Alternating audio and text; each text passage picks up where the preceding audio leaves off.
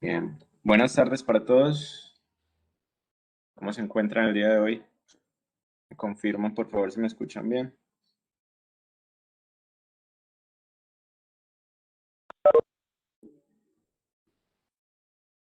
Profesor, ¿lo escucha bien? Ok, gracias.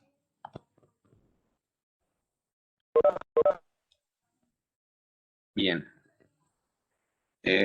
Bueno, muchachos, señoritas, el día de hoy vamos a empezar con una unidad temática nueva que corresponde al trabajo de programación utilizando ya C++. Para ese fin, vamos a estar utilizando inicialmente nuestra misma interfaz de desarrollo, que es CodeBlocks, tratando pues de hacer como primero el empalme, la conexión entre el lenguaje C y el lenguaje C++, pero luego para la unidad posterior, para el desarrollo de interfaces gráficas, vamos a trabajar con un software diferente. El software que vamos a trabajar, o que vamos a utilizar, la interfaz de desarrollo para las interfaces gráficas, es el Qt. Entonces, si están viendo aquí en la pestaña del navegador, entonces es una herramienta que igual es gratuita, tiene un par de licencias diferentes, una licencia gratuita, otra licencia de pago, pero vamos a utilizar pues sin ningún problema la licencia gratuita. Pues para quienes quieran empezar a revisar el funcionamiento de Qt, pues entonces simplemente ingresan a la página de Qt y pueden descargar la versión de código abierto. Creo que hay que hacer un registro para, para poderlo descargar, ¿sí? Pero pues siguiendo los pasos, pues simplemente pueden descargar el instalador. Igual les voy a dejar un video en el Classroom donde se les explica cómo instalar Qt, ya que es una herramienta un poco pesada, tiene bastantes componentes, bastantes librerías, y posiblemente no vamos a utilizarlos todos. También tiene bastantes compiladores porque es una herramienta multiplataforma, entonces nos permite crear incluso aplicaciones para Android y otros sistemas operativos que pues salen como tal de los objetivos del curso.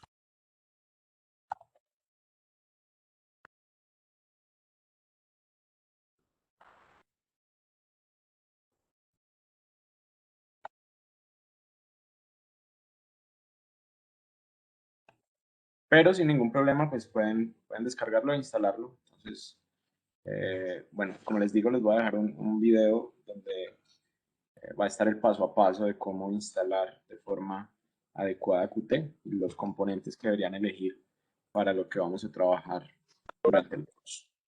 Eso teniendo en cuenta pues el software que vamos a utilizar. Como les digo, inicialmente vamos a trabajar en CodeBlocks, o sea, no es necesario que, que instalen Qt de inmediato, sí sería muy bueno, sobre todo las personas que están viendo también proyectos de DIO1, vamos a estar utilizando Qt próximamente, entonces sería bueno igual que fueran haciendo la descarga, la instalación adecuada y que fueran dándole una ojeada a la interfaz de desarrollo que nos permite utilizar Qt Create. Bien, el día de hoy entonces vamos a empezar con la introducción al lenguaje C++. Básicamente, C++ es una extensión del lenguaje C. Entonces, nosotros sabemos que una variable, cuando yo hago un incremento, un más en una variable, es como darle el valor siguiente. Entonces, básicamente, C++ sería como un incremento del lenguaje C. Entonces, es una extensión, una variación o una evolución, por así decirlo, del lenguaje C básico que nos permite incluir nuevas características que vamos a estar describiendo a lo largo del día de hoy, sobre todo incluyendo características que están relacionadas con la programación orientada a objetos. Entonces, hasta este punto, nosotros hemos considerado siempre nuestros programas como una función principal, donde yo puedo construir otras funciones que voy a estar utilizando también al interior precisamente de esa función principal. Entonces podríamos decir que lo más importante en nuestros programas era esa función principal y las demás funciones que podían constituir el programa. Entonces ese paradigma de programación donde tenemos una o varias funciones que son utilizadas para solucionar un problema específico, entonces conocido como un paradigma de programación funcional, donde lo más importante son las funciones. En C++, entonces vamos a cambiar un poquito el paradigma de programación. Ya lo más importante no va a ser la función principal, aunque de hecho va a seguir existiendo en todos nuestros programas, sino que ahora los componentes más importantes de nuestros programas van a ser los objetos. Y pues uno se puede preguntar inicialmente, pero ¿cómo así que objetos dentro de un programa? Pues bien, eh, es algo que tiene una concepción muy similar a las estructuras. Vamos a ver ahorita al final de esta presentación, cuando empecemos a discutir qué es un objeto, es algo que tiene un comportamiento muy parecido a una estructura, ¿sí? Entonces, esa era también un poco la importancia de haber conocido las estructuras, cómo crearlas, cómo utilizarlas, porque un objeto, en este paradigma de programación orientada a objetos, tiene una concepción, una declaración y un uso muy parecido al de las estructuras, ¿sí? Y dentro de esa programación orientada a objetos, entonces tenemos, digamos que una característica importante, que es el uso de clases, ¿sí? Entonces, inicialmente, ese lenguaje C++, esa evolución del lenguaje C, es añadirle clases a esos componentes que ya teníamos en el lenguaje C. Entonces, esa evolución del lenguaje C nos permitió crear, pues obviamente cuando fue desarrollado nos permitió crear programas mucho más complejos, con características mucho más avanzadas y que derivan finalmente en la construcción de interfaces gráficas, ¿sí? Entonces, los programas que nosotros utilizamos en cualquiera de nuestros dispositivos electrónicos, tanto computadores como smartphones, pues digamos que están desarrollados a partir de ese paradigma de programación orientada a objetos. Todos los elementos que yo veo dentro de una aplicación son pequeños objetos y el funcionamiento de la aplicación o del programa pues lo determina precisamente el uso de esos objetos. Entonces, pues digamos que hubiera sido mucho más complejo, mucho más complicado crear aplicaciones, sobre todo con esos componentes visuales, utilizando el lenguaje C básico. Entonces, por eso esa evolución nos permite trabajar con clases, con objetos y así el desarrollo de programas pues mucho más avanzados. Existen algunas características del C++ que son muy similares a las del lenguaje C.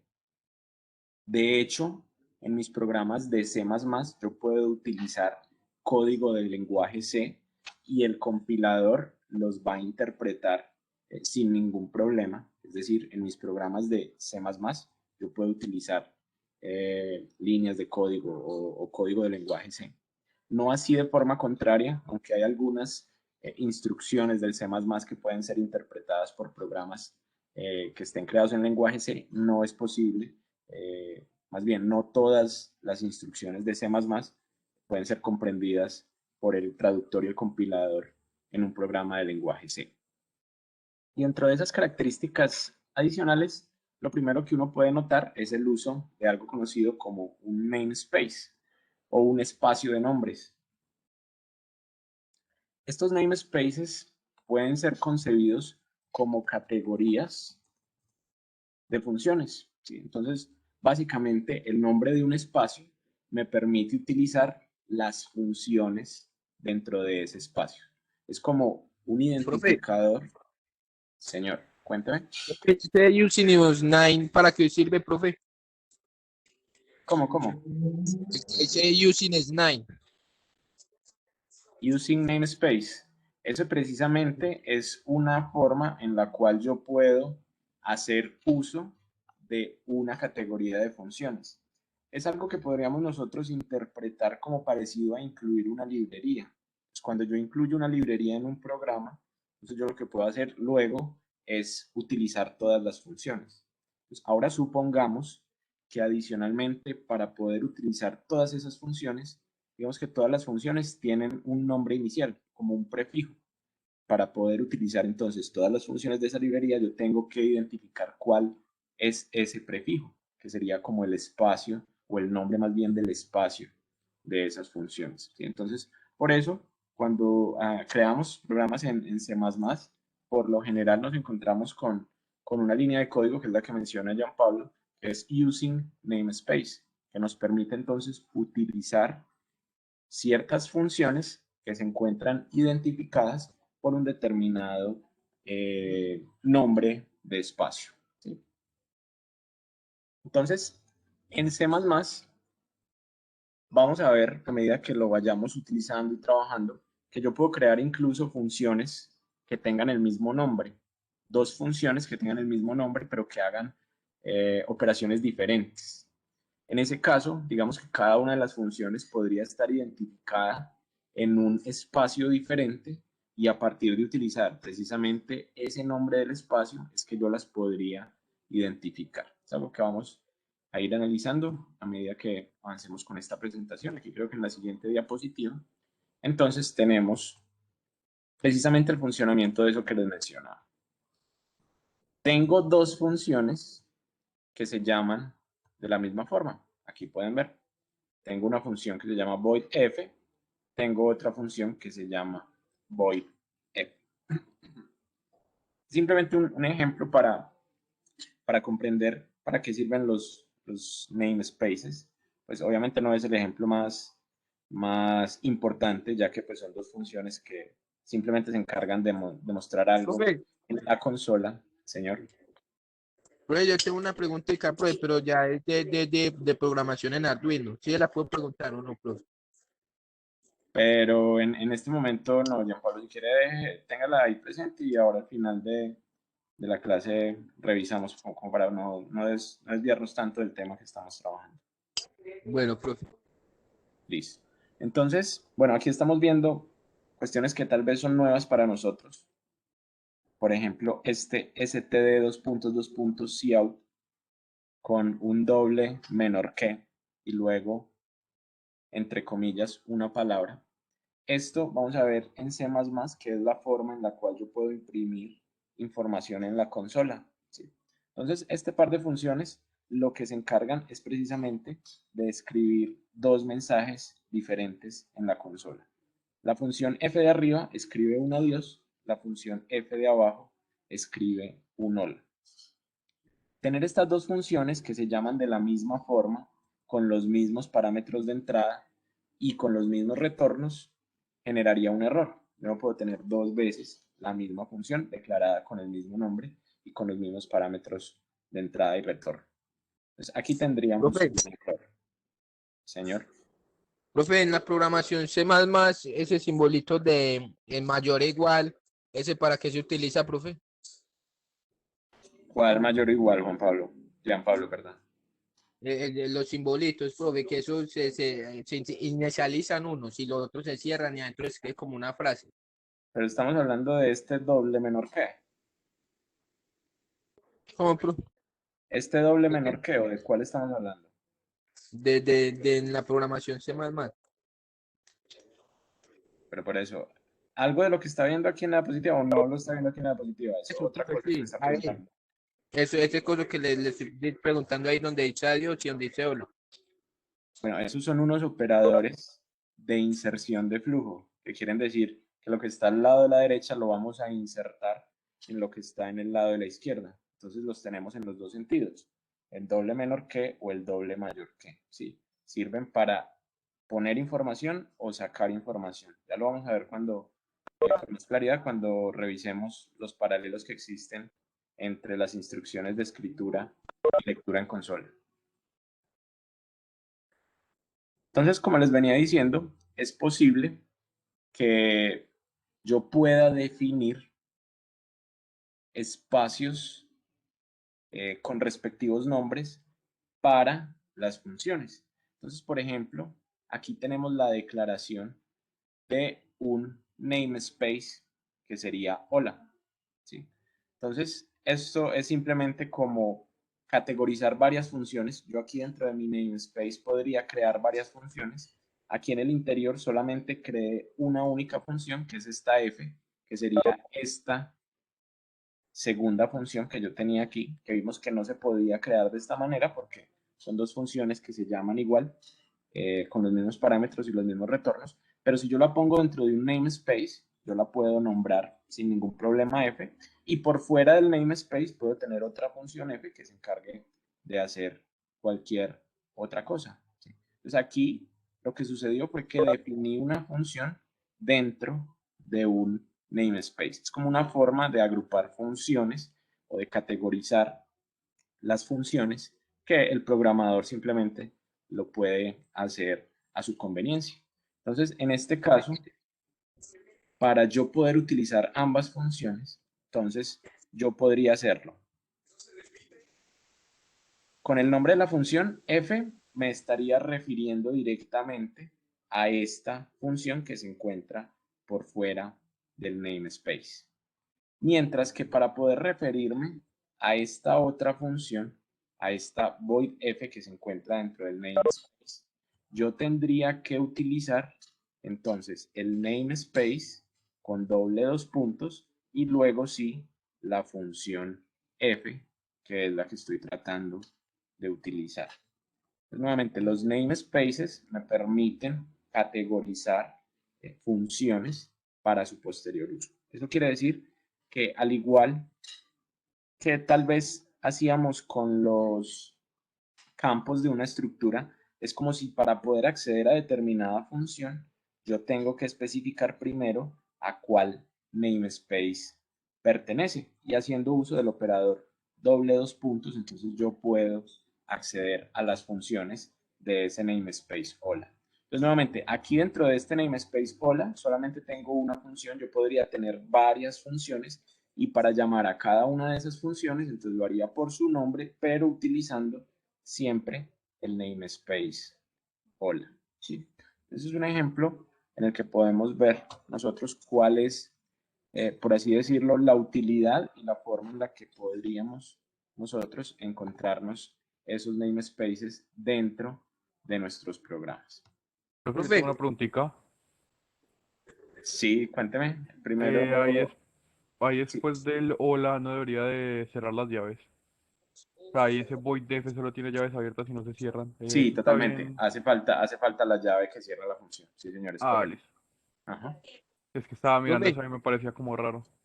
Sí, sí, sí, aquí, o sea, aquí al final, en este ejemplo, aquí falta una llave que cierra esta función. Ah, listo, profe. Ujú. Muchas gracias, Daniel. Cuénteme, Jean Pablo. profe, ese namespace básicamente entonces la función principal.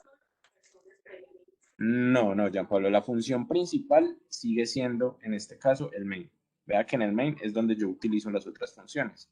Sino que para poder acceder a esta función que está dentro de este namespace, ¿sí? Que es esta función f, yo necesito decir el namespace primero, que es el que yo asigné aquí cuando creé este namespace, que es hola, y luego sí hacer uso de la función f. Pero mi función principal sigue siendo el main.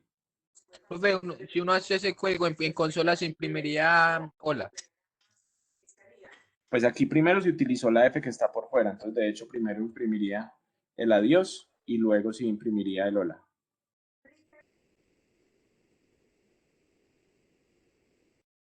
Bueno, continuemos.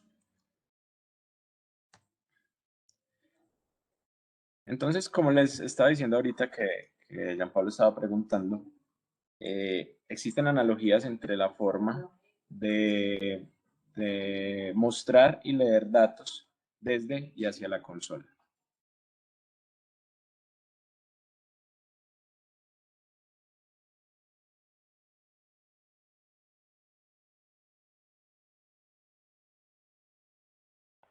Bien, entonces en lenguaje C nosotros teníamos las instrucciones printf y scanf que nos servían para mostrar datos en la consola y leer datos ingresados por el usuario en la consola.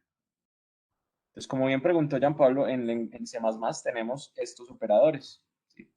Que corresponden entonces a la inserción de flujo, eso quiere decir colocar en. Entonces, cuando yo tengo este doble menor que, lo que hay a la derecha lo voy a poner en el lado de la izquierda y la extracción de flujo que corresponde a obtener D. Entonces, en este sería como el caso contrario. Lo que yo tengo aquí en la izquierda lo voy a extraer y lo voy a poner en el lado derecho.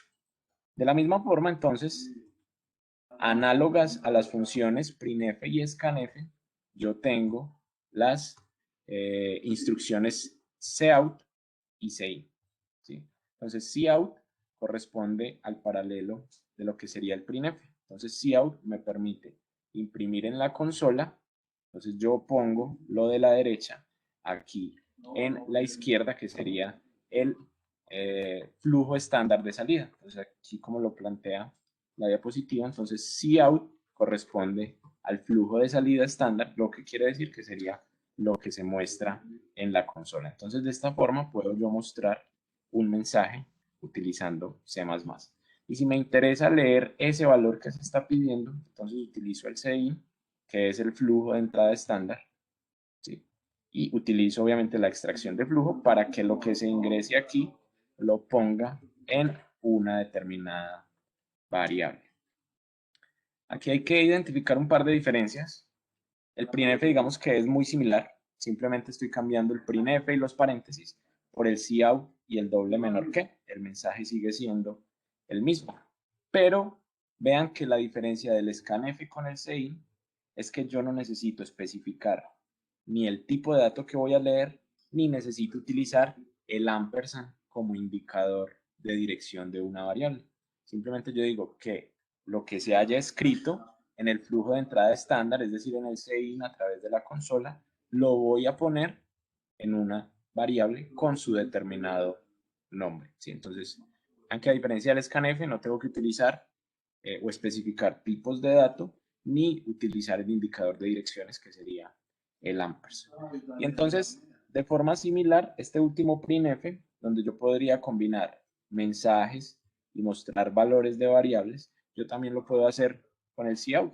Entonces, separo el mensaje con dos flujos, con dos inserciones de flujos, ¿sí? Y obviamente pongo la variable que deseo mostrar. Nuevamente, no necesito especificar tampoco cuál es el tipo de dato que voy a mostrar. Entonces, el cout entiende que lo que está entre comillas es un mensaje y que lo que está sin comillas son variables y debe mostrar sus valores. Y si quiero hacer un salto de línea, lo puedo hacer de la misma forma que lo hacía en lenguaje C, con un \n, o existe también un identificador que es el endl, que quiere decir final de línea, que también sería como poner un salto de línea. Es decir, ambas cosas hacen lo mismo. El \n y el endline permiten terminar una línea en la consola. Entonces, muy fácil determinar aquí la analogía entre las instrucciones que nosotros usamos en consola en lenguaje C y lo que utilizaríamos en C++. Eso sí, teniendo en cuenta que para poder utilizar esas funciones cout y cin, necesitamos incluir la librería iostream.h, que es la que me permite hacer el uso del flujo estándar de salida, flujo de entrada estándar y los operadores de inserción de flujo y extracción de flujo.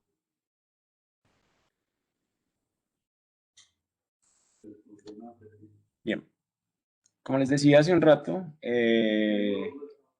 cuando estoy haciendo programas de C++, yo tengo la posibilidad de utilizar también código de lenguaje C. Pero, sin embargo, existen funciones especializadas en cada lenguaje para diversos fines. Por ejemplo, lo que estamos viendo ahora último de reserva dinámica de memoria utilizando punteros. Entonces, la definición de punteros se hace de la misma forma. Tipo de dato, variable asterisco. Eso no va a cambiar. Entonces, si yo quiero definir un puntero, simplemente anteponiendo un asterisco al nombre de la variable, lo estoy definiendo como puntero tanto en lenguaje C como en C++. ¿Sí? Y para hacer la reserva dinámica de memoria, entonces lo que en C era hacer uso del malloc, en lenguaje C++ simplemente es hacer uso del comando new. Entonces, este malloc con el cast a flotante, con el cálculo del tamaño del flotante, simplemente se reemplaza por el new y el tipo de dato que yo voy a reservar. Esto sería reservar en el puntero P el espacio para un flotante, ambas instrucciones. Si deseo reservar un puntero para un arreglo de flotantes, entonces yo le digo cuál es el tamaño de cuántos flotantes deseo reservar. Y lo que hacíamos nosotros cuando liberábamos los punteros al final de los programas con free, entonces ahora corresponde al comando delete, ¿sí? O borrar. Entonces, no libero el puntero, sino que es como si la analogía fuera borrarlo. Y si necesito borrar un arreglo, un puntero, varios punteros, varias direcciones de memoria asociadas al mismo puntero, entonces antepongo los corchetes al borrado del puntero. El comando realook, de hecho, no tiene un análogo directo en C++. Yo puedo utilizar el realook, como les digo, en mis programas de C++, pero una función especializada que permita hacer esa reasignación de memoria que nosotros hacíamos con el realook, pues no es muy, no está disponible o no, o como comúnmente no se utilizan realooks en C++, pero sin embargo, si es necesario hacer una realocación de memoria en algún programa, pues yo puedo utilizar sin ningún problema el realook en C++. ¿Sí? Para que lo tengan en cuenta, instrucciones que permiten trabajar con memoria o reservar memoria dinámicamente. Entonces, hasta ahí un par de diferencias. Las variables, como les digo, siguen siendo por lo general las mismas. Vamos a ver a medida que vamos utilizando C++ que existen otros tipos de variable que nos permiten hacer otros tipos de operaciones. Nuevamente, como extensiones a lo que ya teníamos en lenguaje C. Bien, una de las novedades también del uso de C++ es la sobrecarga de funciones. Y es que en C++ entonces yo puedo tener varias funciones con el mismo nombre, que es algo conocido como homonimia, y el uso va a depender de la diferencia en la cantidad de entradas y del retorno. Entonces, por ejemplo, aquí en esta diapositiva tenemos varias funciones que tienen el mismo nombre. Todas se llaman max. Este par de funciones se llaman max. ¿Qué las diferencia? Esta de la parte de abajo retorna un puntero a carácter. Esta de la parte de arriba retorna un entero. Los parámetros de entrada de esta primera son un entero A y un entero B. Los parámetros de esta segunda son un par de direcciones o punteros a carácter. Entonces, a pesar de que las funciones tienen el mismo nombre, ambas se llaman max, tienen propósitos o fines diferentes. Por ejemplo, esta primera, que se encarga de calcular el máximo entre un par de enteros, entonces obviamente va a retornar A si A es mayor que B, o va a retornar B si B es mayor que A. ¿Sí? En el caso en el que ingresen un par de enteros. Mientras que cuando ingresan estos punteros a carácter A y B, entonces se va a calcular cuál es el mayor a partir de utilizar la función strcmp. ¿Sí? Entonces se va a retornar A si A es mayor, si la cadena A es mayor que la cadena B, o se retorna B en el caso opuesto, obviamente. Y dentro de mi función principal, entonces, cuando yo utilice ambas funciones, el programa en C++, digamos que directamente va a ir a buscar la función que corresponda al tipo de datos que se están utilizando. Aquí, pues en realidad, podría hacer uso del cout. Ya vimos que el printf corresponde análogamente al cout en C++. Entonces, digamos que aquí esta línea no está totalmente en C++, pero como les digo, las instrucciones del lenguaje C, yo las puedo seguir utilizando en mis programas de C++, pues obviamente es conveniente utilizar los comandos que son propios de cada lenguaje. Entonces, en este caso, por ejemplo, miren que se hace el cálculo del máximo entre 19,69, aunque este es el printf, esto sería lo que se muestra en consola, pero aquí sí está el uso de la función. Entonces, este max 19,69 al cual se le pasan dos números, directamente iría a buscar esta primera función, que es la que corresponde a la función max, que trabaja con datos de tipo entero. Y lo que retorna, pues básicamente sería lo que está mostrando aquí en la consola, el resultado de esa función.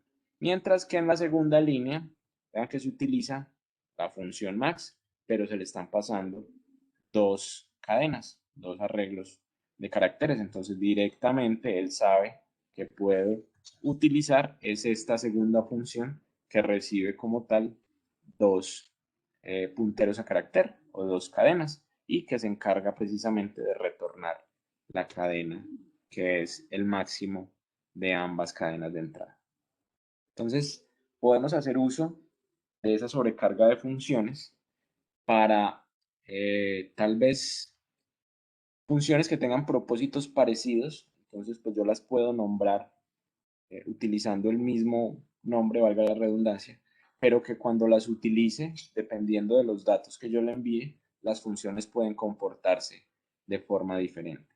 Eso es conocido como sobrecarga de funciones. ¿Sí? Mis funciones se llaman igual, pero tienen fines diferentes dependiendo de sus datos de entrada y de los datos de retorno. ¿Cuál era el error que nosotros analizábamos en la primera diapositiva cuando estábamos hablando de namespaces? Cuando las funciones se llamaban igual, pero tenían tanto los mismos datos de entrada como los mismos datos de retorno. ¿Sí? Eso sí no se puede hacer. ¿Sí? Si yo tengo sobrecarga de funciones, es porque voy a tener al menos variación en los parámetros de entrada y en las variables de retorno de mis funciones. Entonces, vamos a analizar aquí, antes de arrancar con la parte de programación orientada a objetos, vamos a ver la creación de un programa o de un proyecto, más bien simplemente en CodeBlocks, haciendo uso del lenguaje C++. Entonces, estamos aquí en nuestro IDE, en nuestro CodeBlocks, y podemos crear un proyecto como siempre lo hacíamos. Entonces, vamos a crear un nuevo proyecto. Nuevamente aplicación de consola. Vamos a seguir utilizando nuestra aplicación de consola. Y ahora vamos a escoger nuestro lenguaje C++. Y vamos a poner aquí C++ como el nombre de nuestro proyecto.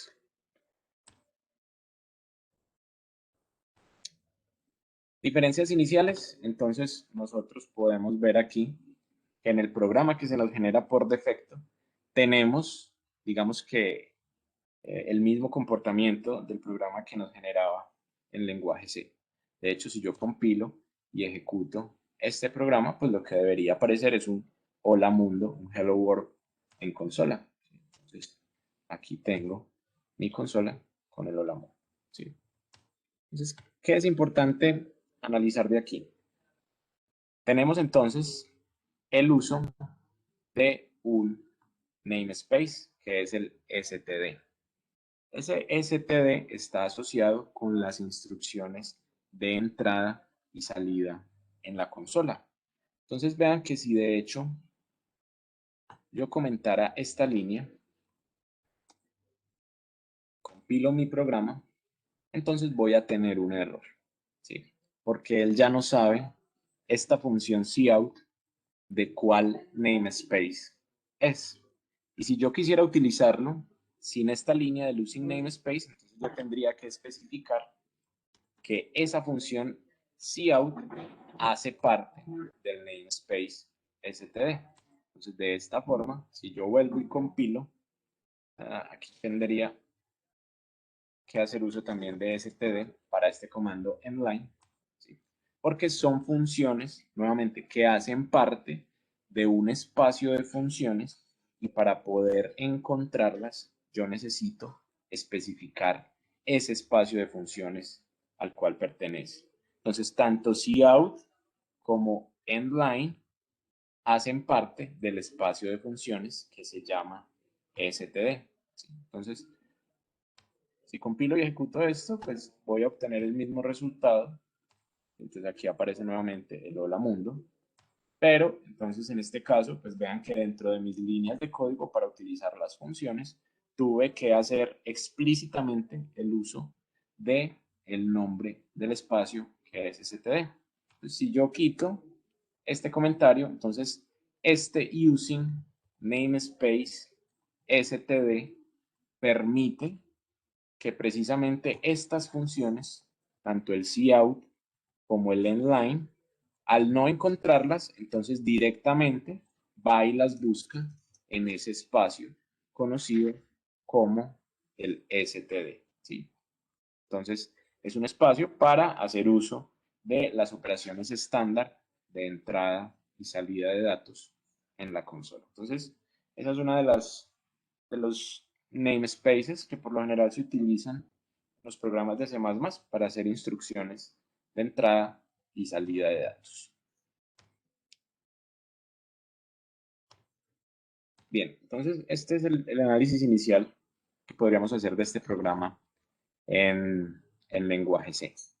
Como ya vimos, yo puedo hacer lectura de variables y de hecho, como les decía, yo puedo declarar variables de los mismos tipos que yo tenía en lenguaje C. Por ejemplo, aquí tengo un entero, tengo un flotante y tengo un carácter, todos definidos de la misma forma que nosotros conocíamos en lenguaje C. Y si me interesara leer los tres datos, entonces puedo utilizar el análogo del scanf en C++, que es el cin. Pues aquí en vez de hola mundo voy a poner ingreso de un dato entero, flotante y carácter. Entonces, esta es la definición de un entero A. Aquí tengo la definición de un flotante B.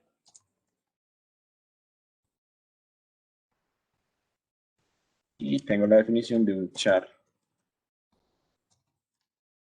C. ¿Sí? Entonces aquí estoy mostrando información. Y entonces voy a empezar, por ejemplo, a pedir los datos. Primero el entero, después el flotante y luego el carácter. Entonces vamos a empezar por pedir el dato entero. Entonces, cout, inserción de flujo. Entonces puedo decir ingrese el entero.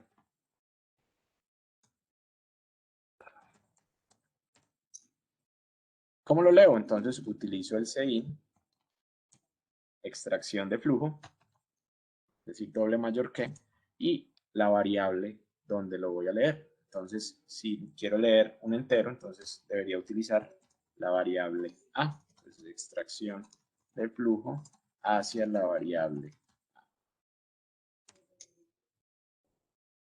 Vamos a pedir ahora el flotante. Inserción de flujo, ingrese el flotante.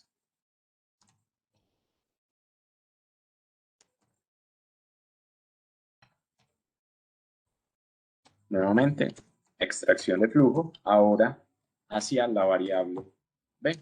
Entonces, extracción de flujo hacia B. Y finalmente yo podría leer mi carácter como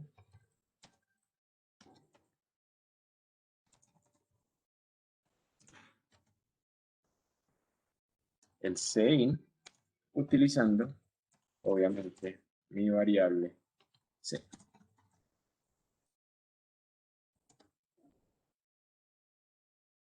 Vamos a compilar nuestro programa. Esto debería entonces permitirnos leer el entero, el flotante y el carácter. Entonces no estamos haciendo nada muy extraño en este programa, simplemente familiarizándonos con la lectura y escritura de datos en consola. Entonces vean que en mis programas también puedo hacer uso del modo debug, muy útil a la hora de descubrir problemas o fallas con nuestros programas, que yo espero que estén utilizando en el desarrollo de sus propios códigos. Aquí vemos entonces que tenemos las variables A, B y C, entero, flotante, carácter. todo funciona exactamente de la misma manera. Entonces, aquí en el cout se muestra el mensaje informativo, ingreso de un dato entero, flotante y carácter.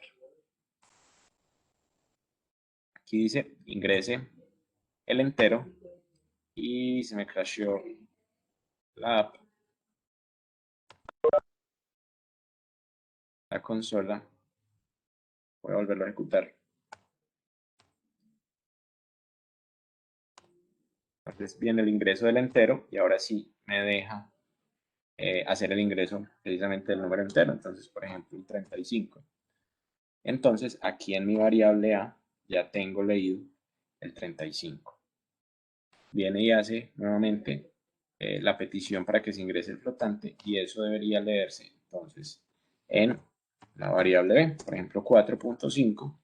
Aquí puedo ver que se hizo la extracción de flujo hacia la variable B. Nuevamente no estamos utilizando ningún código de formato como el scanf ni ningún indicador de dirección como lo es el ampersand. Entonces simplemente cin y a dónde queremos guardar la información. Ahora vamos a ingresar el carácter y lo vamos a leer en la variable C. Entonces aquí, por ejemplo, la letra T, entonces debería quedar asociada con la variable C. Bien. Entonces, instrucciones de entrada y salida de datos a través de la consola, de la misma forma que lo usábamos en lenguaje C. En lenguaje C, para poder hacer uso de palabras o frases, yo tenía que declarar un arreglo de datos tipo carácter. En C++ tenemos un tipo de dato nuevo que sirve para esos fines y es el tipo de dato string. Entonces, este es un tipo de dato nuevo, tipo de dato en C++, que sirve para trabajar con cadenas. Entonces voy a definir una variable de tipo string, por ejemplo, mi variable cat. Y tenemos otro tipo de dato nuevo, que es el dato tipo bool. Entonces el dato tipo bool es un tipo de dato booleano o lógico, que tampoco teníamos en lenguaje C. Entonces un dato booleano puede tomar dos valores, 1 o 0. Entonces aquí voy a definir también una variable booleana, por ejemplo R, que me va a servir para poner resultados de instrucciones lógicas. Por ejemplo, vamos a hacer aquí uso de la variable booleana para determinar si el entero ingresado es mayor que 10. Entonces yo podría decir que mi variable booleana me va a servir para almacenar el resultado de una instrucción lógica. Por ejemplo, en este caso, si A es mayor que 10. Entonces esto obviamente me va a dar 1 si la condición es verdadera y va a dar 0 si la condición o expresión lógica, más bien, para que no estamos hablando aún de condicionales, sino de una expresión lógica, y 0 si la expresión lógica es falsa. ¿Sí? Luego, esa variable booleana yo la podría utilizar entonces dentro de un if. ¿Sí? Y aquí decir, por ejemplo, si R es 1, entonces yo puedo decir, informar que la variable entera es mayor que 10, por ejemplo.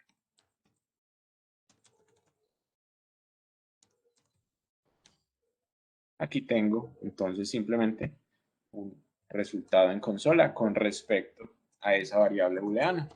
Y tendríamos entonces aquí el else con el cout diciendo que la variable entera es menor que 10, que sería el caso contrario. Entonces, es un tipo de variable que por lo general no podíamos utilizar en lenguaje C. Yo en lenguaje C siempre tenía que poner aquí instrucciones, operaciones lógicas, y el if, digamos que se encargaba de traducir el resultado de esa expresión lógica, si era 1 o si era 0. En C++ yo ya puedo realizar este tipo de operaciones y pues puedo almacenar en alguna variable el resultado precisamente de esa operación lógica. Y entonces aquí vamos a hacer uso de la variable string. Y vamos a ver que con el sein, de hecho, ocurre algo similar a lo que sucedía con el scanf cuando leíamos cadenas. ¿Qué sucedía cuando leíamos cadenas? Entonces, siempre tenía esa complicación de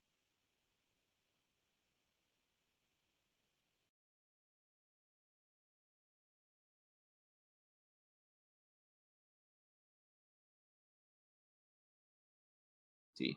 Es algo que sucede normalmente con el scanf cuando utilizo cadenas, que por eso nos pasábamos a la librería string.h y pues nos permitía ahí sí con el get leer frases compuestas de más de una palabra. Entonces vamos a ver aquí precisamente con el uso de esta variable string, si yo hago una lectura de datos normal con el CI, pues por ejemplo ingrese su nombre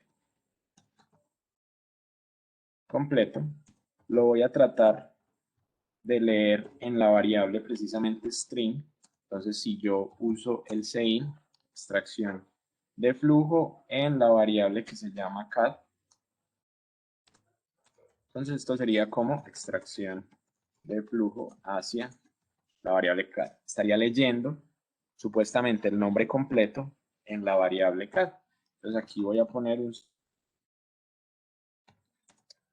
que nos va a decir que su nombre completo es, y voy a mostrar la cadena, ¿sí? Simplemente presenta el nombre leído en la consola. Entonces, cuestiones nuevas aquí, C++, uso de variables booleanas que guardan valores lógicos, unos o ceros, verdaderos o falsos, dependiendo obviamente de la expresión lógica. Y en este caso, entonces, variables de tipo string que me permiten leer hasta donde yo les conté cadenas, ¿sí? Pero entonces vamos a ver lo que sucede con la lectura precisamente de esas cadenas. Voy a ejecutar mi código hasta acá. Voy a compilar. Profesor,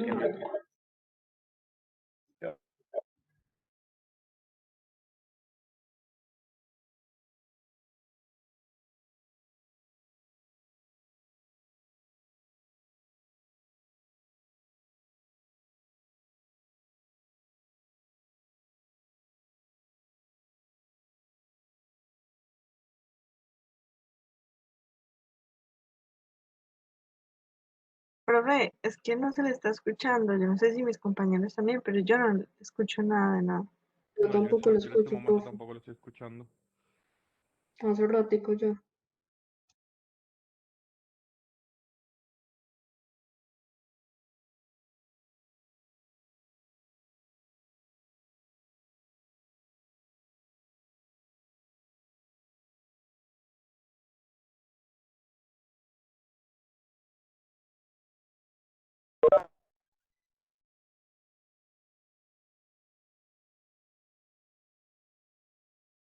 Profe, yo lo dejé de escuchar como hace 30 segundos aproximadamente. O sea, no fue un Yo tiempo tan largo. también, profe.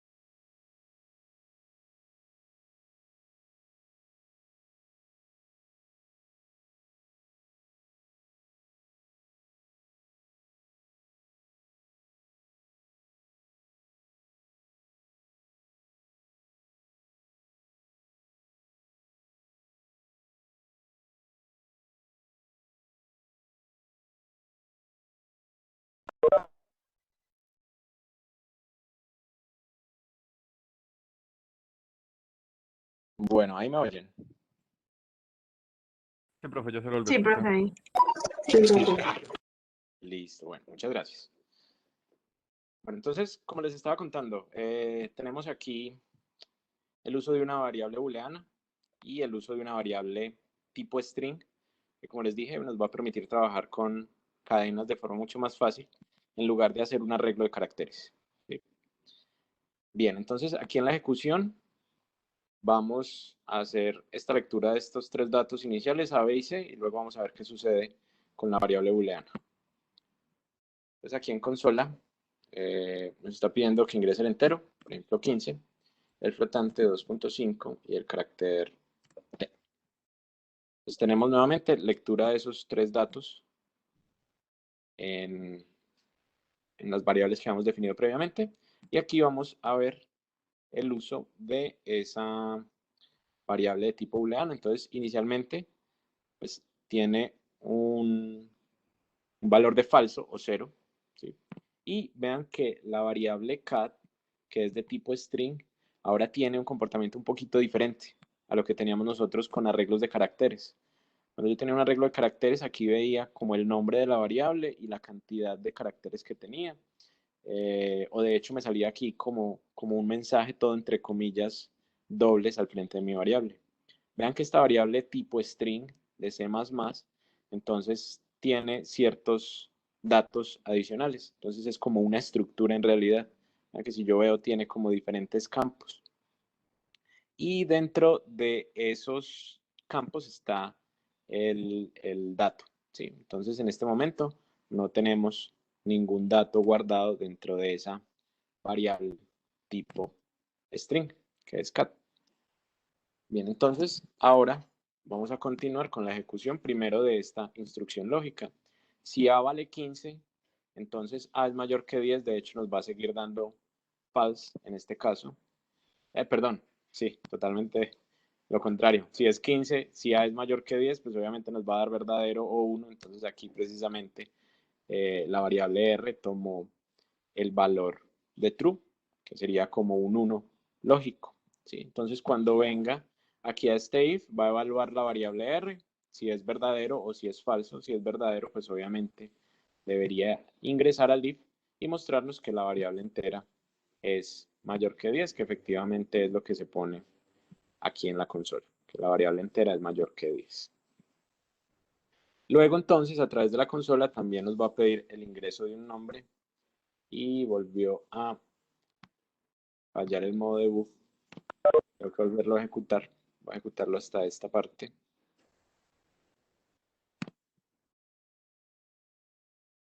Para no pasar nuevamente por la parte de la variable booleana.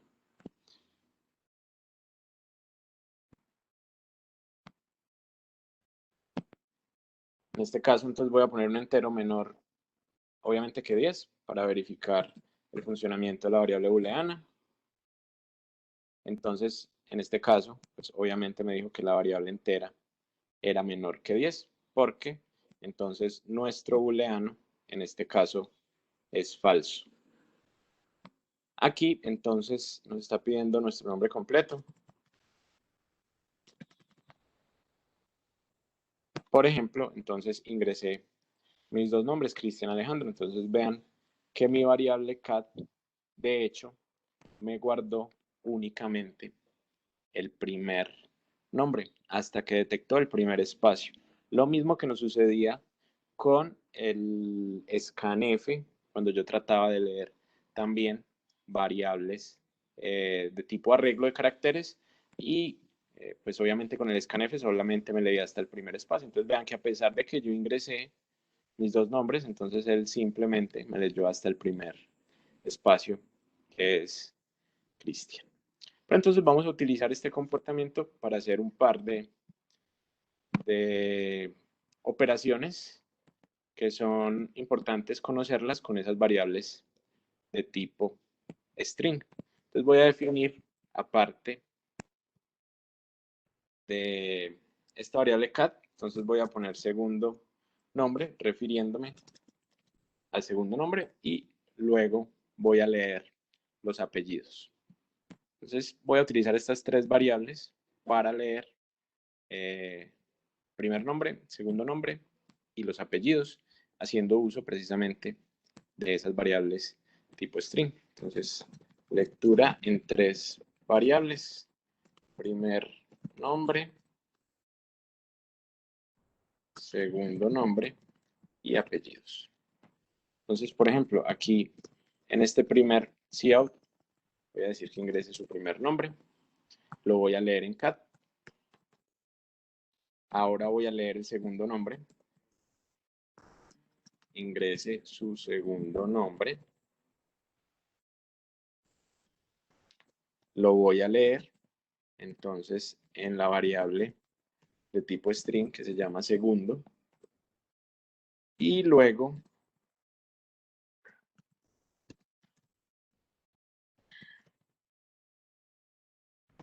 voy a pedir los apellidos.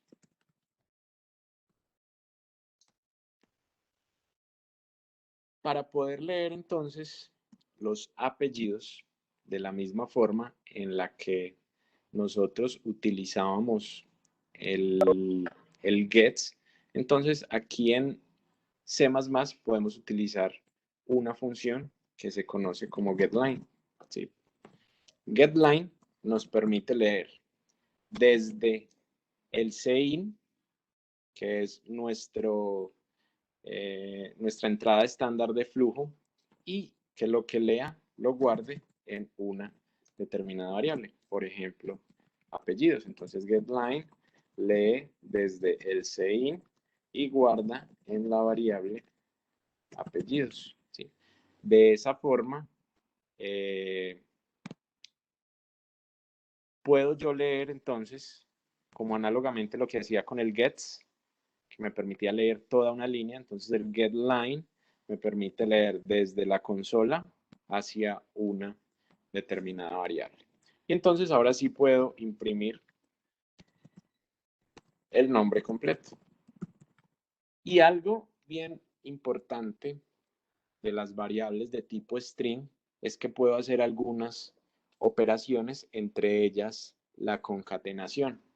¿Qué es concatenar? Entonces, concatenar strings corresponde a poner una después de otra.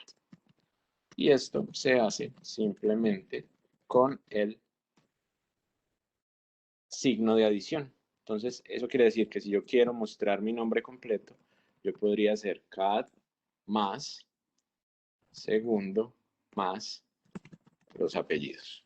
Es algo que yo no podría hacer con arreglos de caracteres. Ustedes saben que para hacer concatenación de arreglos de caracteres podría utilizar en lenguaje C, por ejemplo, la función strcat, que me permitía concatenar, o si quiero simplemente copiar un carácter dentro de una cadena dentro de otro arreglo, entonces tendría que utilizar el strcpy.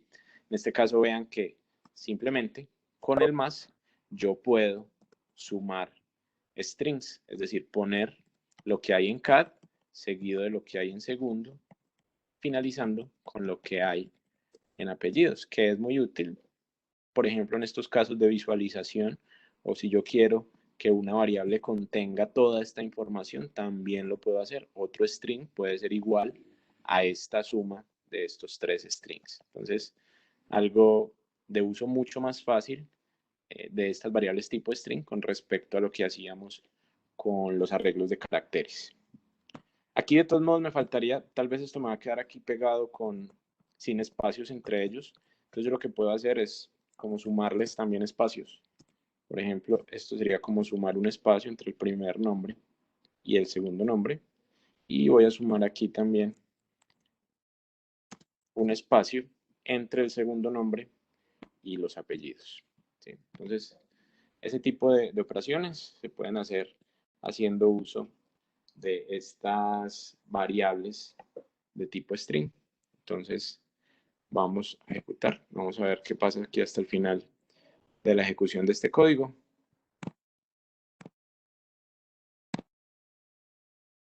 Aquí nuevamente la parte inicial.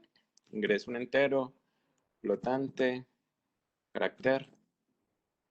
Listo, aquí me dijo la variable entera es mayor que 10. Entonces voy a ingresar mi primer nombre, Cristian, segundo nombre, Alejandro, apellidos, Aquí me faltó en este getLine.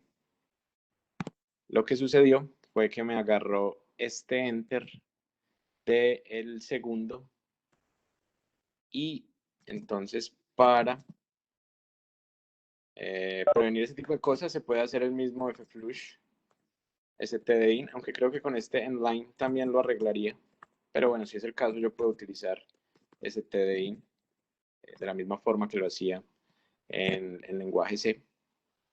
Y entonces con eso esperaría que me deje ingresar la variable apellidos. Yo creo que puede ser también por la falta de este line, que me faltaba también aquí en ingresos sus apellidos, que me estaba detectando por aquí el último enter de esta variable segundo. Nuevamente voy a compartirles la consola. Vamos a verificar que esta vez sí se ejecute bien. Flotante.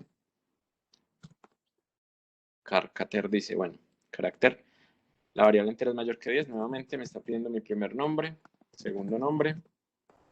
Y ahora sí me dejó leer mis apellidos. Entonces vean, leí primer nombre en una variable, segundo nombre en otra variable y los apellidos compuestos debería leerlos ahora ambos, a pesar de que están separados aquí por un espacio.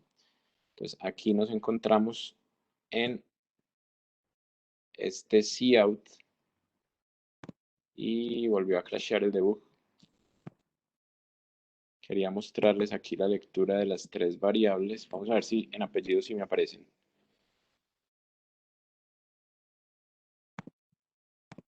Es que creo que se detuvo el compilador. No, de hecho no me está dejando ver lo que sucedió porque el debug está faltando. Vamos a ver. Lo voy a ejecutar en modo debug porque está como poniendo problemas el debugger hoy.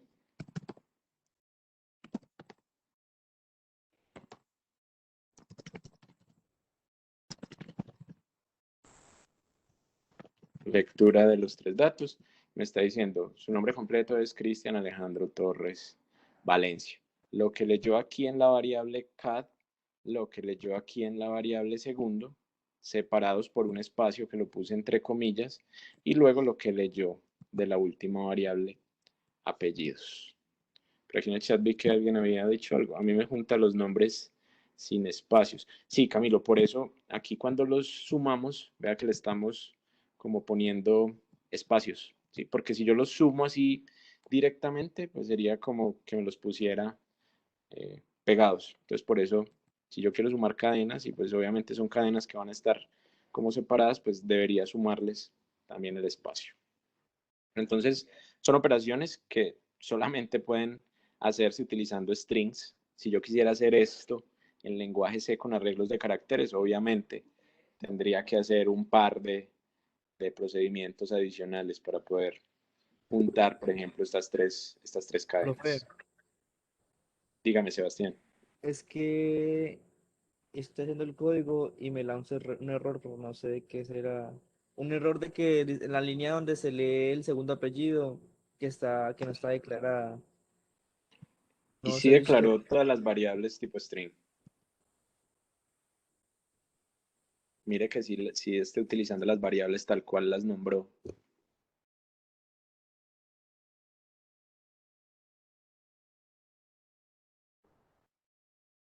Porque no debería pues como presentar algún problema. Ah, listo, profe. Sí, era eso. Sí, creo que sí. Listo. Bueno, algo importante que también podríamos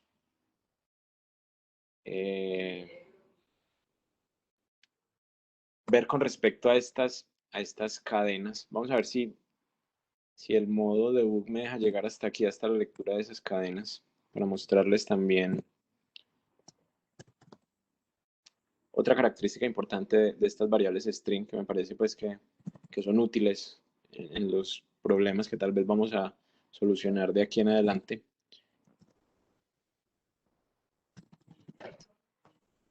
Listo, entonces, bueno, aquí nos detuvimos después de la lectura del segundo. Vean que aquí tengo entonces mi variable cat, mi variable segundo y mi variable apellidos. Apellidos no lo he leído, entonces por ende no tiene nada, ¿sí? Pero entonces quiero que revisemos la información que tiene esta variable cat. Entonces, por ejemplo, aquí cat, vean que por acá tiene los datos y están almacenados en una determinada dirección y corresponde pues a la información de mi nombre en este caso. Y vean que existe un campo aquí, como yo les decía, esta variable string, vean que se comporta parecido como a una estructura, vean que tiene como varios campos. Y uno de esos campos, de hecho, es el tamaño. Entonces, estas variables string, aparte de guardar la información de las cadenas, permitirme hacer sumas, como lo que acabamos de ver, hay un dato dentro de la misma variable que me permite conocer cuál es el tamaño de ese string. Lo mismo en segundo, entonces vemos que por acá me va a decir cuál es el tamaño de ese string. Entonces vean que podríamos nosotros aquí hacer o imprimir, por ejemplo, el tamaño de esos nombres que acabo de leer. Entonces, por ejemplo, el tamaño de su primer nombre es, entonces con el cout, y voy a mostrar, el cout puse la inserción al revés, el tamaño de su primer nombre es, y voy a mostrar, por ejemplo, el tamaño de mi cadena al cual accedo utilizando como el acceso a una estructura, punto, y el indicador de tamaño, que en este caso es length con th, y como si fuera una función. Voy a poner aquí un inline y voy a mostrar exactamente lo mismo para el segundo nombre. Entonces, uso del campo length, tamaño de cada cadena. Y aquí me va a imprimir el tamaño de su segundo nombre como segundo.length. Entonces, esto nos debería imprimir los tamaños de las cadenas asociadas con el primer nombre y el segundo nombre.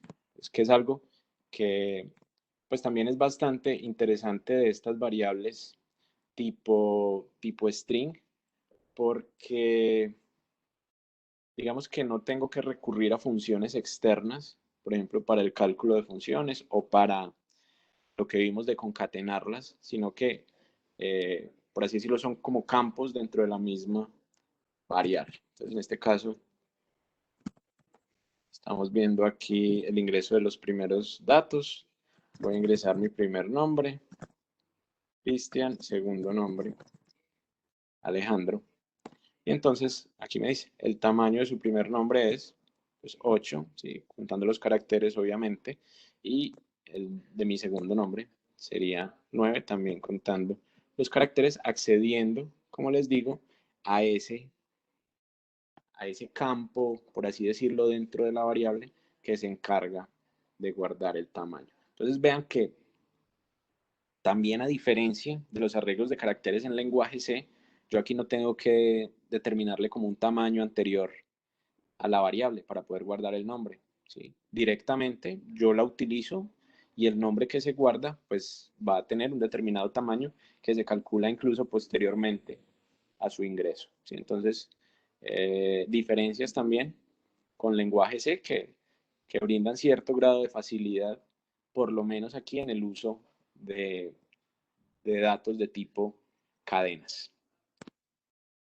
Profe, yo tengo una preguntita. Sí, señor. ¿Cómo se utilizaría el código ASCII para escribir ciertos caracteres? O sea, en el caso de la ñ, ¿cómo se utilizarían más? Tendría que partir, por ejemplo, a ver, buena pregunta, para mostrar la ñ, lo que ustedes hacían con el scanf, que imprimían un carácter y ponían el número. Esa Sí, que se inserción ponía de flujo. porcentaje 6 el 164, ¿eso cómo sería en C++? el 164. ¿Cómo pongo yo esto dentro de un cout?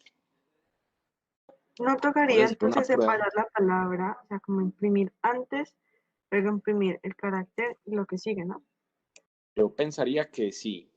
El tema es cómo imprimimos el 164. Yo pensaría que haciendo un cast, yo podría aquí imprimir el carácter asociado con ese 164 dentro de esta inserción de flujo. Vamos a hacer la prueba.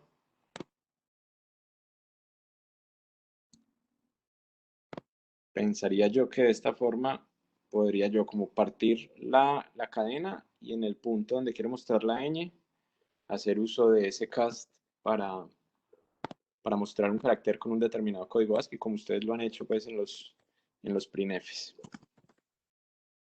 Ingreso el carácter.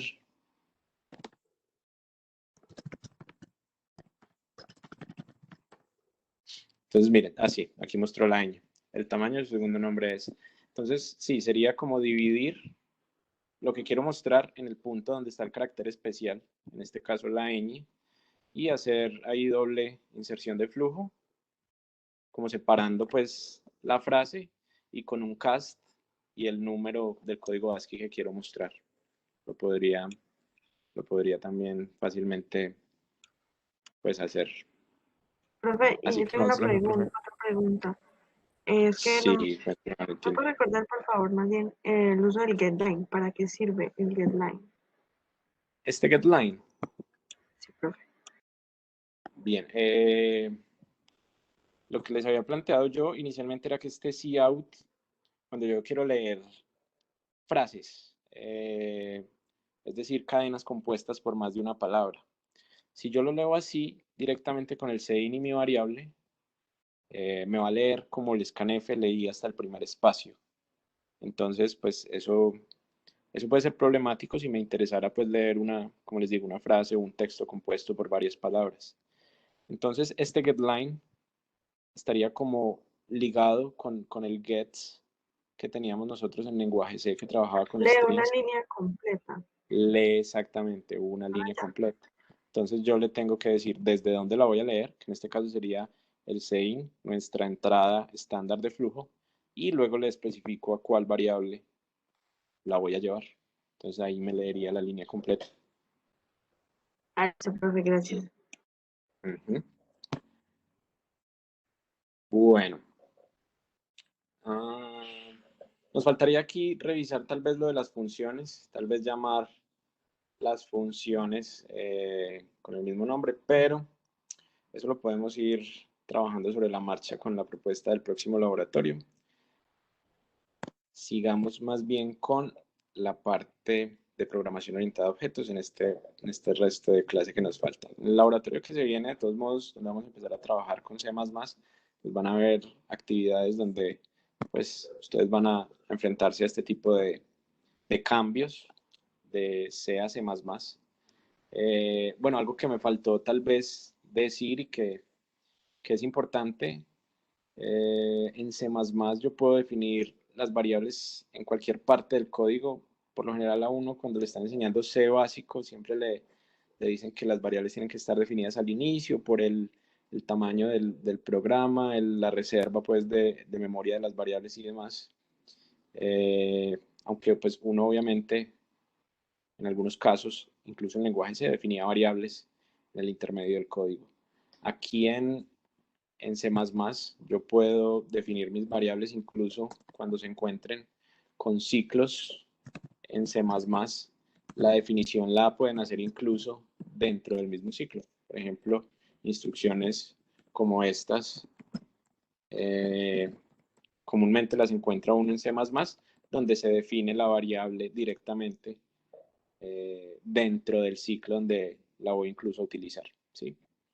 En algunos compiladores esta variable de hecho solamente existe para el ciclo. Es como si yo estuviera pasándole aquí como parámetro de entrada directamente la definición de mi variable y después que termina el ciclo ya esa variable deja de existir, ¿sí? Entonces sería como una variable definida exclusivamente para este ciclo, ¿sí? Los ciclos de todos modos, las estructuras, el for, el if, el while, el switch, tienen la misma composición en C++, de cómo lo hacíamos en lenguaje C. Entonces, pues ahí como para tener claridad sobre eso, se pueden definir variables también de esta forma. Ah, profe, yo tengo otra preguntita. Es que usted ahorita nos mostró Sí, un ejemplo de las diapositivas y creo, o sea, sí, tenía el str comp, que eso es en C es una función de una librería aparte. Esa librería ya sí, está en C++, o sea, no hay que agregarla. la puedo incluir para utilizar strcmp, strcpy, todas las que utilizábamos con respecto a arreglos de caracteres, yo también las puedo incluir, ¿sí? Pero de hecho, como aquí tenemos otro tipo de variables para trabajar con las cadenas, entonces hay algunas funciones que de hecho hacen parte del IOStream o del C++ base. Entonces, por ejemplo, este getLine pareciera que es una función que trabaja de hecho con strings y no tengo que adicionar otro tipo de librerías. Pero si voy a trabajar con esas funciones de la librería string.h, que están diseñadas para arreglos de caracteres, entonces yo las puedo también incluir aquí como cualquier librería y utilizarlas de la misma forma que lo hacía en C. Ah, Eh, listo, por profe. eso, por eso esa aclaración que tal vez mencioné en las diapositivas, yo en C++ puedo utilizar código de C, ¿sí? Y no voy a tener ningún problema. Pues puedo incluir librerías de C, trabajar con variables como lo hacía en lenguaje C. Pero obviamente, pues hay ciertos comandos y ciertas funciones que son mucho más eficientes en lenguaje C. Sí, es una evolución del lenguaje C aquí en C++. Listo, profe. Muchas gracias. Listo. Bueno, continuemos entonces. Luego revisamos la parte de las funciones, como les digo, en el laboratorio. De todos modos, digamos que la creación de las funciones no está cambiando, simplemente que podemos tener funciones con los mismos nombres y que, dependiendo de sus parámetros de entrada, se ejecutan de forma diferente. Bien, entonces, como les había dicho en el inicio, C++ nos permite hacer uso de un paradigma diferente que es la programación orientada a objetos. Esa programación orientada a objetos, entonces, cambia un poco la concepción de cómo yo diseño mis programas, porque ahora mis programas van a girar, digamos que alrededor de la creación y el uso de objetos, ¿sí? Entonces, como les decía yo, pero ¿cómo así que un objeto dentro de un programa? Pues bien, es algo parecido como a una estructura. Entonces, si ustedes piensan en una estructura, la estructura es como un dato. Si yo lo visualizo de cierta forma, es como una cosa que tiene varios datos en su interior, ¿sí? Que siempre, de hecho, desde el inicio, cuando las empezamos a definir, las visualizábamos como si fueran como un closet, con varios cajones, donde cada cajón tenía yo un dato distinto. Entonces, por eso es como si mis estructuras estuvieran como relacionadas como con eso, con un objeto, como con un closet. De hecho, esta programación orientada a objetos, partiendo pues de ese conocimiento que ustedes ya tienen sobre estructuras, es algo muy similar. Cada objeto tiene ciertas características, pero no se queda solo en datos. En mi estructura yo solamente tenía en los campos distintos datos. En mis objetos, cuando hago uso de programación orientada a objetos, mis objetos van a poder realizar acciones. Entonces no van a ser simplemente datos que yo voy a leer o que voy a escribir, sino que los objetos también van a realizar acciones. Obviamente es necesario conocer toda la base, toda la estructura del lenguaje C para hacer un uso adecuado precisamente de la programación orientada a objetos. Entonces, para que una vez lo vayan teniendo en cuenta, ya lo más importante de mis programas no va a ser el main, la función main. Yo igual voy a utilizar el main, porque a partir del main, digamos que yo sigo haciendo uso del código, o más bien el código lo voy a construir también dentro del main, pero digamos que ahora, antes de preocuparme por qué voy a hacer en el main, tengo que preocuparme por qué van a ser mis objetos, cuáles objetos voy a utilizar y cuál es la función, o más bien el objetivo de cada uno de esos objetos dentro de mi programa. Entonces, en nuestro mundo real, nosotros estamos rodeados de objetos. Hay unos objetos que tienen vida, otros objetos que no tienen vida, ¿cierto? Pero sin importar todos los objetos, yo los puedo determinar a partir de ciertas características.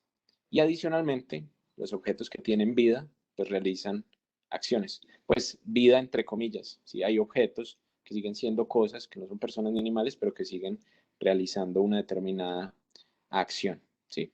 Entonces, yo un objeto lo puedo, digamos, caracterizar o describir a partir de su aspecto y de lo que hace. Por ejemplo, una impresora sería un objeto, por ejemplo, animado, ¿sí? Yo la puedo describir a partir de su tamaño, de su color, de su marca, y realiza acciones. ¿Qué acciones realiza? Pues imprime cosas. Si es una multifuncional, pues también me sirve para escanear cosas. Ese tipo de características y de acciones son las que me permiten describir a mí un objeto, ¿sí? Entonces, todo lo que ustedes tienen a su alrededor, ustedes lo podrían describir a partir de sus características, que las vamos a conocer en términos de programación como atributos, y también los podrían identificar las cosas que tienen a su alrededor si realizan acciones que son conocidos como métodos, ¿sí? Entonces, eh, todo lo que tengan ustedes alrededor son objetos que tienen atributos y que tienen métodos. Entonces, la idea es que en los programas vamos a tratar de incorporar esas ideas de atributos y de métodos dentro de los objetos. Los objetos que comparten ciertas características, yo podría agruparlos, por ejemplo, en categorías, ¿sí? ¿Cómo sería un ejemplo de esto? Pues cada uno ahí en su cuarto debe tener alguna parte donde guarda sus zapatos. Y a pesar de que sus zapatos son de tipos diferentes, pueden tener algunos informales, otros para hacer ejercicio, otros zapatos más formales, digamos que todos podrían ser caracterizados dentro de una misma categoría. Todos son zapatos, a pesar de que unos sean más altos, sean más bajos, tengan diferentes colores. Entonces, a pesar de que sus características varían, pues nos estamos refiriendo a la misma categoría, ¿sí? Y también podríamos tener subcategorías de objetos que aprovechan algunas características iniciales, es decir, que heredan algunas características de la categoría superior. Por ejemplo, dentro del cajón de zapatos, ustedes pueden tener una sección o una subcategoría que es para zapatos deportivos. Entonces, aquellos que juegan fútbol, los que juegan baloncesto, cualquier otro deporte, los que simplemente van al gimnasio, entonces son zapatos que siguen siendo zapatos, pero yo los puedo enmarcar dentro de una subcategoría que puede ser, por ejemplo, zapatos deportivos, ¿sí? Entonces, comparten algunas características con todos los zapatos, pero digamos que tienen algunas características especiales que los, digamos que delimitan o especifican, que sirven para un fin mucho más particular que los zapatos vistos de forma general. Y como característica final de los objetos, de todos los objetos, es que pueden comunicarse entre ellos, ¿sí? Pues esto, obviamente, cuando estamos hablando de programación, pues uno podría decir que dos zapatos se pueden comunicar entre ellos eh, sin consumir. Se pueden comunicar entre ellos y a partir de sus características y sus acciones, digamos que pueden dar a conocer algunas de sus informaciones con otros objetos, ¿sí? Esto en términos obviamente de programación. Bien, entonces, por ejemplo, aquí tenemos en esta diapositiva lo que sería, por ejemplo, una clase. ¿Cuál sería la clase que enmarcaría todos los objetos que se encuentran allí en la imagen? ¿Dentro de qué clase los enmarcarían ustedes? Animales. Animales, es correcto. Entonces, todos los objetos que estamos viendo en esta imagen caerían dentro de esa categoría, dentro de esa clase de animales, ¿sí? También podríamos pensar que la mayoría de estos objetos, pues tal vez quitando algunos de ellos, como los pajaritos y tal vez las ranas caerían dentro de una categoría mucho más específica que sería mascotas. Pero sí pensaría yo que tal vez la categoría que los enmarcaría a todos sería el de animales, ¿sí? Todos esos objetos tienen ciertos atributos. Unos de ellos sería, por ejemplo, su peso, su color, otro sería su tamaño, otro sería, por ejemplo, la cantidad de patas. Bien, como dice Camilo también en el chat, casi todos comparten Otra clase que podría yo identificar que sería la de mamíferos. Pues como tenemos ahí por ahí algunos reptiles y demás, pues sigue siendo como más global la característica, perdón, la clase animales. Entonces tienen algunas características, el tipo de pelo, la cantidad de patas, bueno, diferentes características que yo podría describir de estos objetos. Y también tienen ciertos métodos o realizan ciertas acciones. Comer, dormir, moverse, respirar, también muy bien, Camilo, sí, exactamente todos. Entonces tienen diferentes acciones. Y eso es lo que yo voy a tratar, por así decirlo, de incorporar en mis programas cuando me esté refiriendo a un determinado dato que va a estar asociado precisamente con un objeto. Entonces los datos en realidad van a ser atributos de mis objetos y yo esos datos los puedo modificar a través de los métodos de cada objeto. Hay entonces una, por así decirlo, una forma en la que yo por lo general puedo de... Bueno, Camilo, bien pueda. Existe una forma en la cual yo puedo definir mis objetos para tratar de que la estructura de ese objeto entonces siga como ciertas restricciones y ciertos lineamientos que me van a ayudar a que, como lo plantea ahora, los objetos como se comunican entre ellos, entonces para que se pueda establecer como una comunicación bien delimitada entre esos objetos. Y esa forma en la que yo puedo definir los objetos con esa estructura se conoce como encapsulamiento. Entonces, posiblemente hay algunas características que un animal, en el caso pues de la clase de la que estábamos hablando, no quiere que sean visibles o que se compartan con los otros animales. Por ejemplo, la forma en la que uno de estos pajaritos, por ejemplo, crea su nido. Bueno, que eso no sería más como una característica, pero bueno, vamos a hablar de que es un método que uno de estos pajaritos utiliza para construir su nido y es privado de él, ¿cierto? Es su forma particular de crear su nido, entonces no quiere compartir esa información con el resto de animales que pueden comunicarse con él. Entonces, debe existir una forma en la cual esas características y esos métodos los puedan ser como privados, que él los pueda mantener como en secreto y que a pesar de que él puede comunicarse con otros objetos, pues esos otros objetos no puedan conocer cuáles son esas características que lo hacen especial, esas características que son privadas. Entonces, para poner restricciones en los datos que un objeto puede compartir con su entorno y también la forma en la que las puede compartir, entonces es que vamos a utilizar el encapsulamiento. Entonces van a existir datos y acciones públicas y van a existir datos y acciones privadas, ¿sí? Entonces los atributos y los métodos públicos van a poder ser vistos y utilizados por cualquier objeto que entre en contacto con el objeto poseedor, ¿sí? Es decir, van a haber características que simplemente yo con entrar en contacto con el objeto voy a poder, digamos, que analizar fácilmente. Entonces, lo que decíamos ahorita tal vez de los animales, entonces yo puedo ver su color, yo puedo ver su tamaño, son cuestiones que son públicas, por así decirlo, ¿sí? Cuestiones privadas que no puedo ver de los animales, tal vez su sistema respiratorio, por ejemplo, sería algo que es privado del animal, yo a simple vista no puedo analizarlo.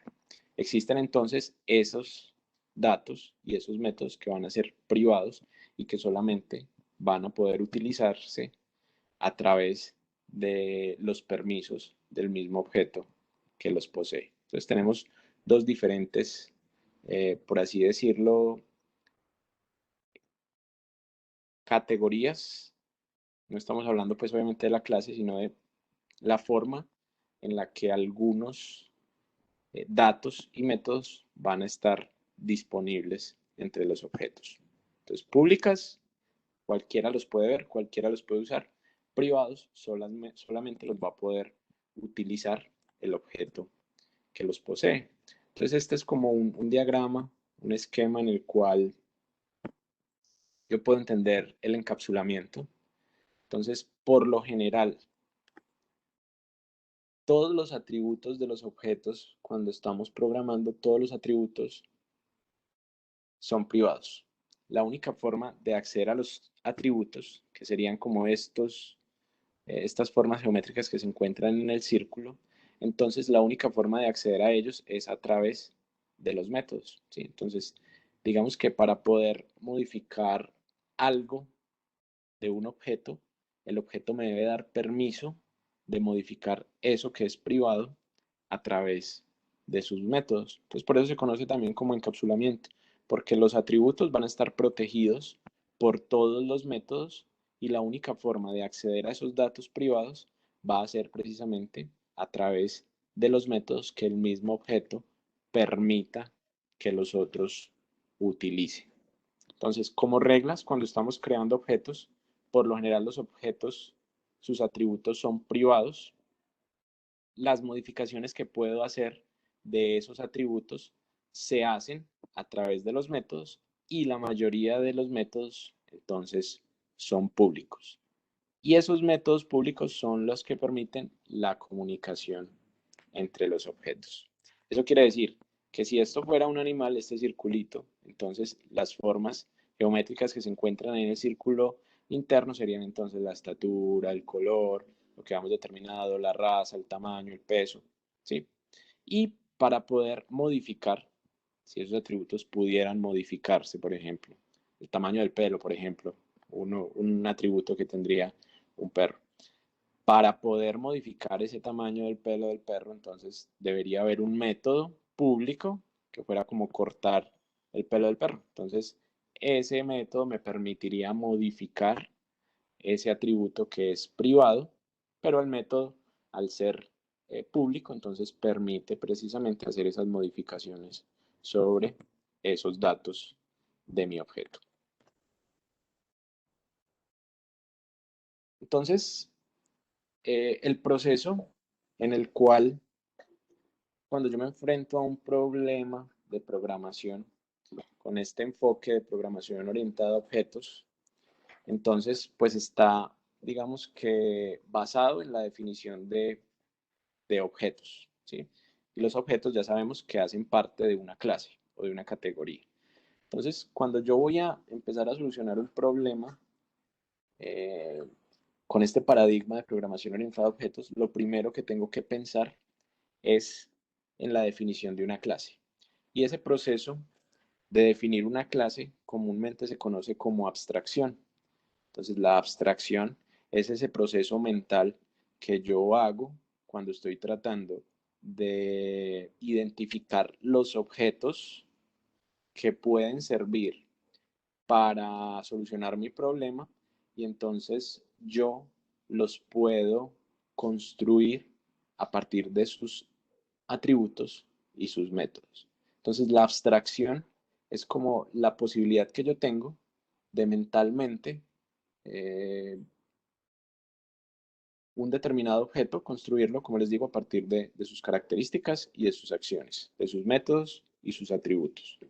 Entonces, aquí tenemos cómo se define una clase. Entonces, luego de que yo haga ese proceso mental, esa abstracción, después de que yo sea capaz de imaginarme cuáles son todos los métodos y todos los atributos de un objeto, entonces yo lo puedo construir.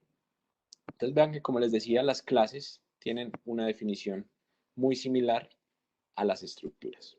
Entonces yo voy a definir una clase utilizando la palabra clave class y le pongo obviamente un nombre a mi clase. Ese nombre va a ser la forma con la que yo voy a categorizar todos los objetos. Eso quiere decir que utilizando esta clase yo voy a poder crear varios objetos, ¿sí? así como con mi estructura, yo podía definir varias variables que tuvieran esa misma forma. Entonces, con mis clases, yo voy a poder definir varios objetos. Entonces, por aquí voy a tener un objeto 1, que va a ser de esa clase. Por acá voy a tener un objeto 2, que va a ser de esa misma clase. Por acá voy a tener un objeto 3. Entonces, por ejemplo, de la clase animales, yo podría tener la creación de un perro, de un gato, de un pájaro, por ejemplo. ¿Sí? Entonces tengo diferentes objetos a partir de la misma clase. Y todos esos objetos que pertenecen a una clase se conocen como instancias de la clase. ¿Sí? Entonces, cuando yo hablo de uno de los objetos de mi clase, estoy hablando de una instancia de la clase, como de un ejemplo de esa clase. Y en la definición, entonces, yo tengo la posibilidad de definir qué cosas van a ser públicas, qué cosas van a ser privadas. Aquí no está el indicador, pero entonces si yo quisiera definir algo que fuera privado dentro de las llaves, obviamente, de la clase, utilizaría el especificador privado. Entonces, por ejemplo, si yo tengo un entero que me especifica el color, por ejemplo, entonces podría definirlo como un atributo privado. Y entonces vean que los atributos por lo general son variables. Entonces vean que aquí tengo un par de atributos, un entero, que es la edad, un dato tipo string, que es el nombre. Entonces mis atributos por lo general son variables, donde yo guardo datos.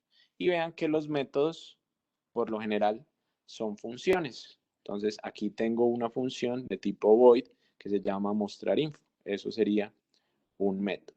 Entonces, ¿qué diferencia una clase de una estructura? Primero, las categorías de los datos, que yo puedo tener datos públicos, puedo tener datos privados, y adicionalmente, que no solo puedo, o más bien no estoy restringido a utilizar simplemente datos, sino que dentro de mi clase yo también puedo tener funciones, ¿sí? Que en las estructuras pues eso no ocurría, en mi estructura simplemente guardo datos. Ahora en una clase, en un objeto, entonces tengo los atributos y tengo los métodos. Pero vean que la definición es muy similar. Entonces simplemente yo tengo que realizar ese proceso que les decía, ese proceso de abstracción, donde yo me imagino cuáles son los atributos.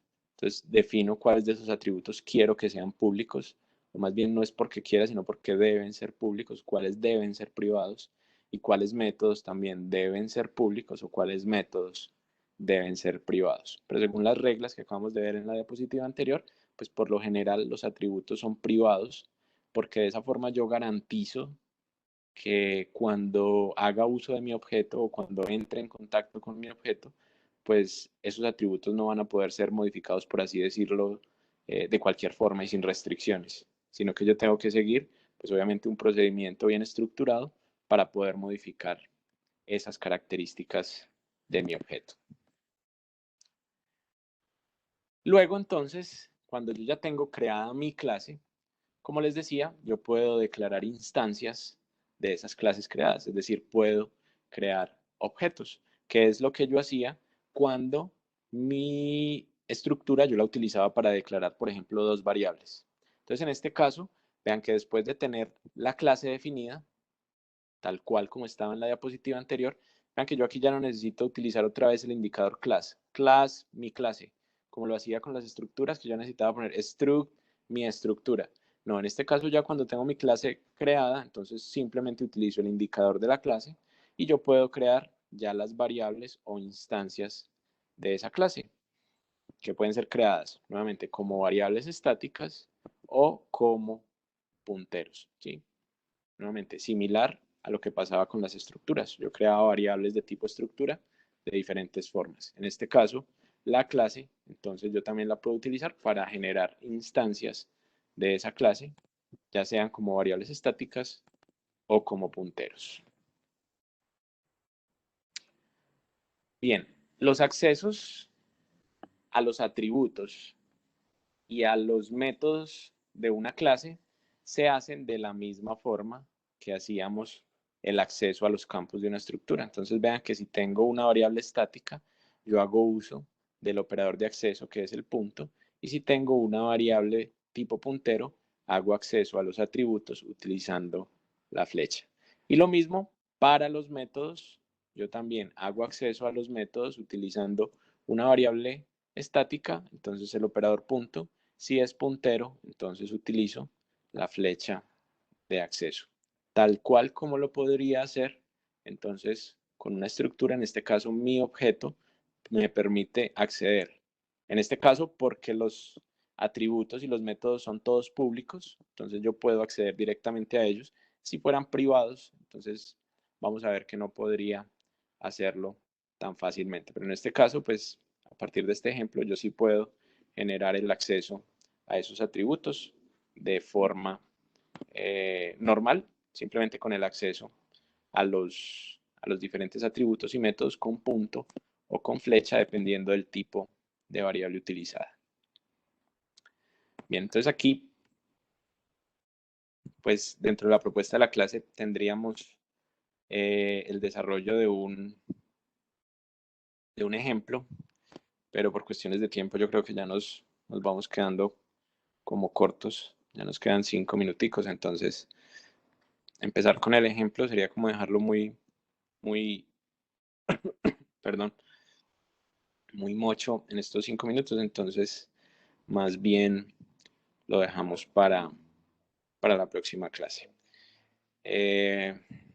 Importante en esta introducción que hicimos a C++, que ustedes empiecen a identificar como las diferencias que pudimos ir nombrando entre los programas de lenguaje C y en este caso las nuevas variables, las nuevas formas de hacer escritura y lectura de variables a través de la consola y pues que vayan tal vez interiorizando un poquito lo que acabamos de plantear con respecto a los objetos, qué es un objeto, qué es una clase, qué es un atributo, qué es un método, que es importante que todas esas definiciones, todos esos conceptos los vayan teniendo bien claros para que luego en la creación de los programas pues todos estemos hablando el mismo idioma. Cuando hablemos de un atributo, cuando hablemos de un método, cuando hablemos de una clase, cuando hablemos de una instancia, cuando hablemos del encapsulamiento, todos esos conceptos deberían estar por lo menos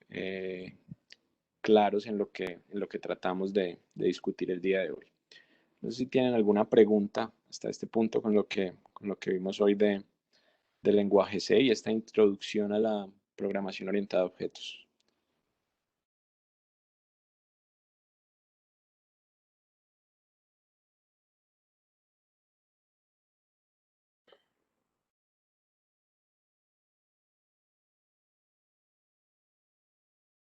Bien, si no tienen ninguna inquietud, entonces podemos dejar hasta ahí por hoy. En un rato cuando Profesor, qué esté. pena.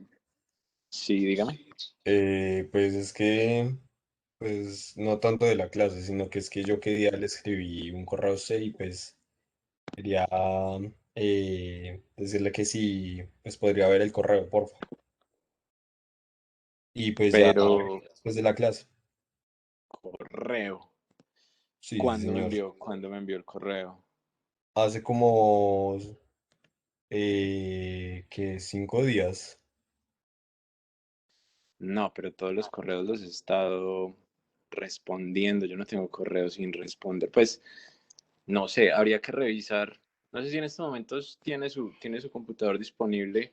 Podríamos revisar porque lo que ha sucedido es que a veces las personas escriben a un correo que empieza como el mío, pero es con extensión UQ virtual y ese no es mi correo.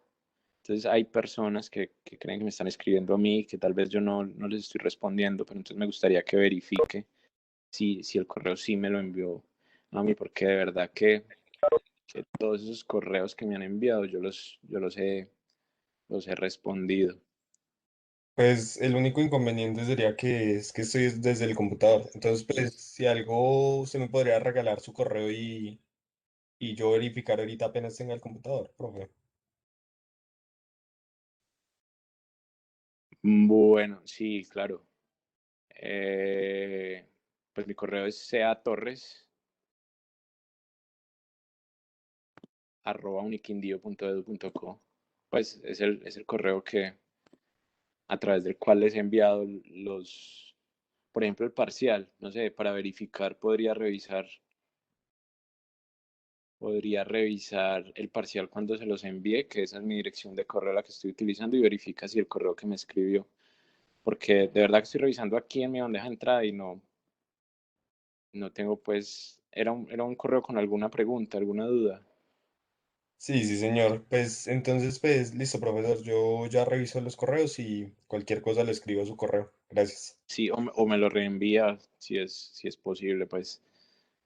Listo, sí, señor. Gracias. Listo.